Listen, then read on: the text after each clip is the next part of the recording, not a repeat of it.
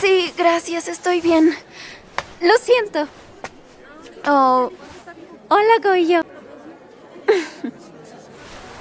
Bueno, si tú lo dices. Bueno, yo estoy tratando de hacer ese traje. Al menos lo intento.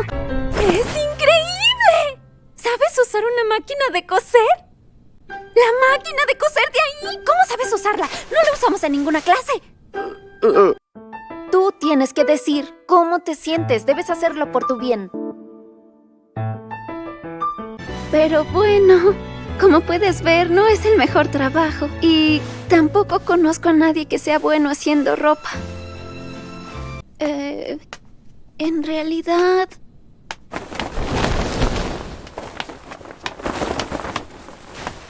Lo hice porque yo quiero hacer cosplay.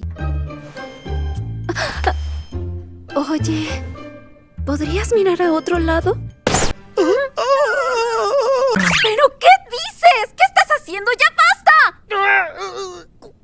¡Nada! ¡No quiero nada! ¡No estoy molesta! ¡No estoy nada molesta! Escúchame, por favor, Goyo. ¿Sí? ¡Cosplay! Quiero vestirme igual que los personajes de anime, manga y videojuegos. ¡El cosplay! Goyo, ¿coserías un traje de cosplay para mí, por favor? ¿Sí?